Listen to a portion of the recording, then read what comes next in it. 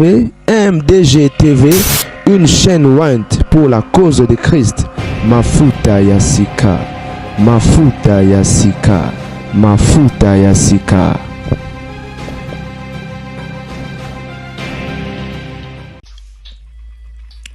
Mbote bandeko babolingo ezalinga wa bino la garden du temple lelo mokolo ne yenga otobeta masolo ya basantu bazana na mokolo na bango parce que Bible zolo vous êtes dans le monde mais vous n'êtes pas du monde donc to sangisa mambo basantu na ya bato mokilité to honorer to respecter basantu lelo mokolo na yenga to beta masolo ya basantu nini esalemi na Bukavu. Je crois que tu as bon ba image na ba voice. Ne bazo expliquer nini leki. Moi j'ai réussi ça plus ou moins 2 semaines mais vu ba temps na se rappeler le on a la pesa conseil na ba santu. Oyo solo ba robanga nzambo ba lingi nzambe ba keba ba mercenaire. Ba lourd ravisseur, ba infiltré ecclésia. Ndeko moko asali ba affaire a gagné $5,000. Le gros Zamwana et Nzambe, Mosantu. Alors on les $500 à Che Jim. Passer à Pamboli à Maloba. Nabutu. Babandi ba côté landeko. Babisi bimisa $4,500 au zana wanandaku. Neti tata ebi que non. Filles précieuses. Bakati maboko te abimisi apesi na batongo et les papas qui porté plainte na mbula matadi que non babandi ba côté lingai mais koka moza ki ba préciser monter mbongo na zali na onanda ko effectivement ba questionner ba tunye nanya ba ikoza na mbongo alobi na mto discrétion makasi kaka madame na ngana pasteur parce que na pasteur Jim il y a $500. Bah questionner madame, bah comprendre que ils a été. Bah questionner passer à wangani. Mais nous boyebi l'état, ça rappelle na instinct, bah ça rappelle na ba spiritualité, bah ça rappelle na maïelo batangue la classe. Bah question piège machin, bah comprendre que passe au bomba marambo. Torture, passe à avouer. À sopania le bikeno effectivement. Ngande mutu na tina iba criminel pa kene ko agresser et mondimi po na iba ikazana mbongo viki apesa nga Jim ba meki ko localiser ba criminel ba zui bango ba criminel neti ba koma déjà na maboko ya l'état cho ezakite ba avouer ba lobby vérité ba kangi bango. Et puis si passe si mawa comment passer à rosa loko soti na niveau oyo otokito lali olamuki $500 moki motema mabe mbongo yoto mto salaki yo za ina kata kopo wana te mais oluka bangi na roboto la mtu mbongo na yeba basala e mabe mais nzambe naza juste atali motema tata na permettre te tata na kufa. Plus ou moins 5 ans passés, je crois bato belé beaucoup se rappeler. Les Solomon a beau tambola na réseaux sociaux et les cas en Angola na Luanda précisément même histoire. Wanandeko a gagnaki atekaki libanga atekaki diamant moko ya so combien de carats a pesa 10 mais entre $2,000 et $3,000 na katikati wana. De ce qui veut dire il avait plus de $20,000. Passer à Sololi a négocié na babandi pour des juifs. Babandi bagina ba côté la mondimi. Même réalité. Et na tongo na omba kenda ko kanga pasteur parce que tata na comprenaki que ezara pasteur pour muto ayeba ki lisolo wana te. Botala ba pasteur. Ya tango suka, ya Matthieu 24. Témoignage suka pour na pesa conseil. Mama ya collègue na ngana tanga na ye. Natangana avec les cousins. Il y a collègue Guana. Donc le cousin question a habité chez son oncle. Dans la deuxième primaire, Notant ba komote je crois bato ba koli na ville on a koli to ba ami a quartier ba koi ba famille wana. Le papa a travaillé pour Chevron. Et à Koufi.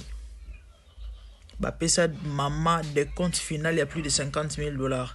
Non, bêta il y a plus ou moins 30 ans passés. Imaginez 30 ans passés, 50 000 $ et cause à la nini. Bandeko babolingo. Maman Zouambongo, tant que vous sa pasteur. Bandeko na bandeko loba. Maman qui est au solana pasteur. Le compte final est pasteur à ebise foye na mbongo na to sambela. Maman ya na mbongo na enveloppe pasteur à ebise no il faut la awa. Il faut vraiment bonde la pona on a zo possession. Bambongo wa boye ça va problème na ba famille. Tellement famille mon bal bazo zela. Kuna koto bazo la partage koto do il faut to sambela penza makasi. Mulimu nzama za le contrôle. Pour ma beko ekomate. Maman est le col il est écrit confiez-vous à ses serviteurs et vous réussirez. Mais Dieu vous sera fermé, maman peut se confiance. Aya na mbongo atikela papa pasteur ya zongandako.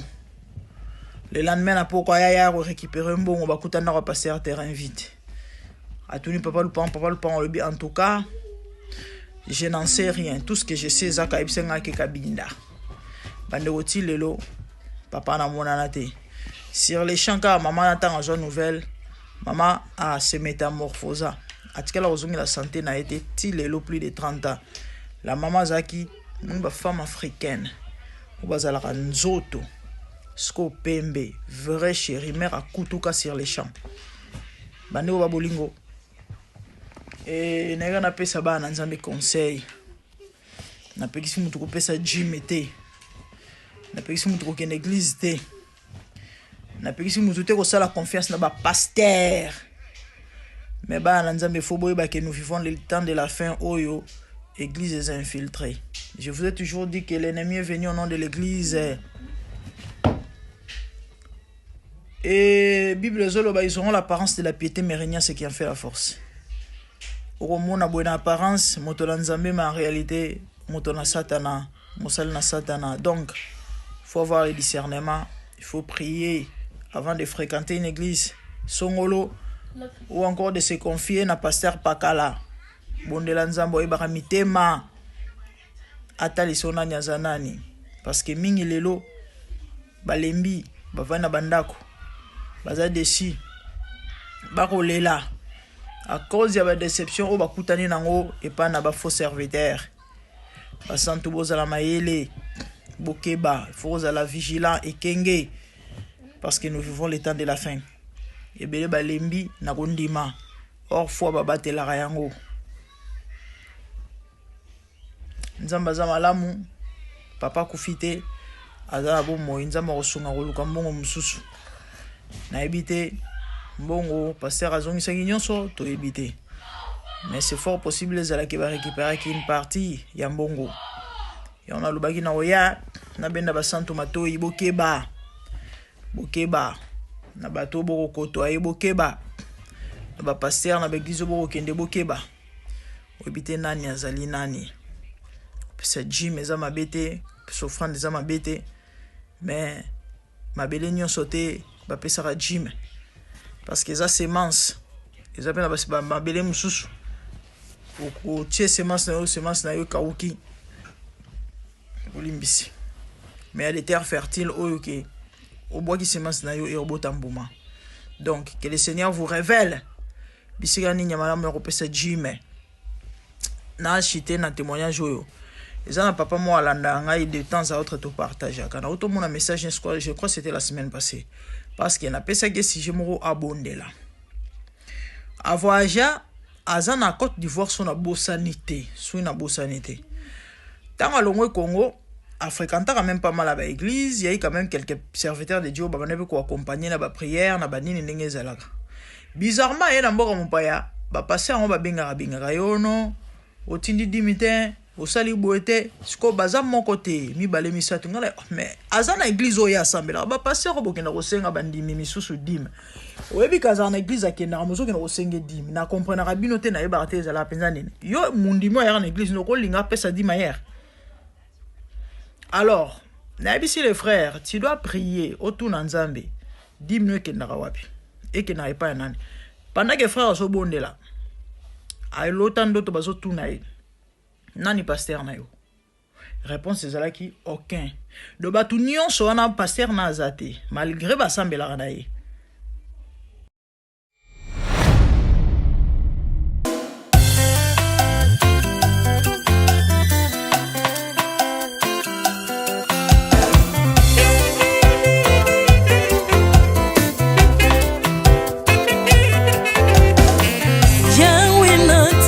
mokili oyo namoni te natangi na histoire ya monde namoni te naluki nayemba pete toze po passer Seigneur je n'ai pas pris non plus entendu parler oya kokalala yo Yesu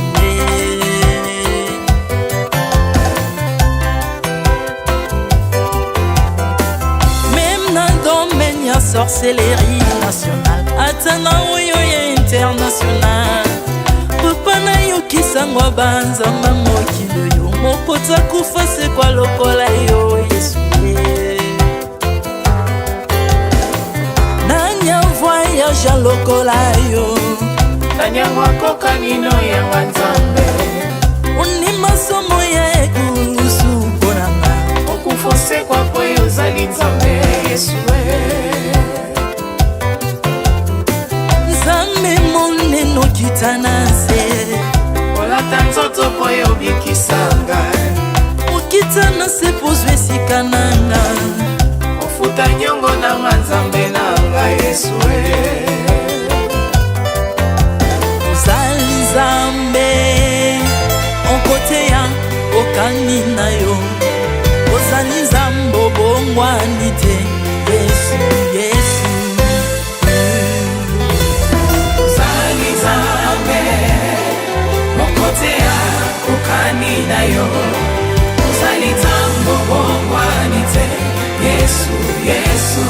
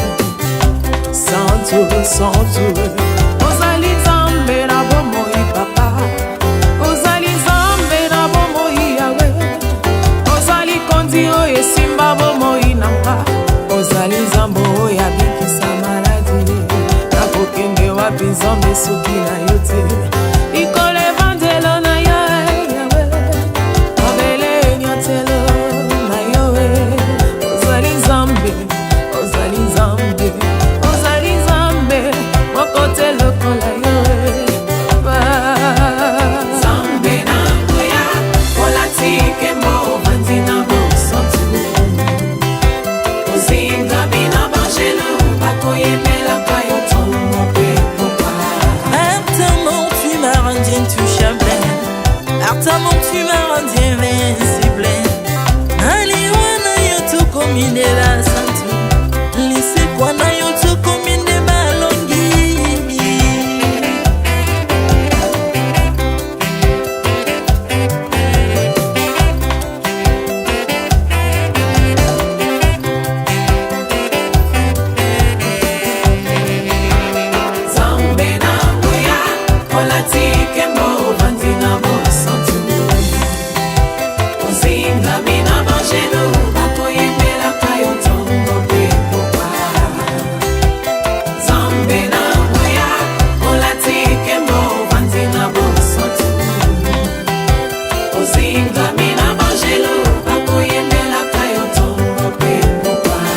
autrefois ngai nazalaki binzo ndoki akolianga lolenga lingi mais par son son na se métamorphosé osimingo sambwe maladi na biso olengo bebi naza toxique grâce à lui.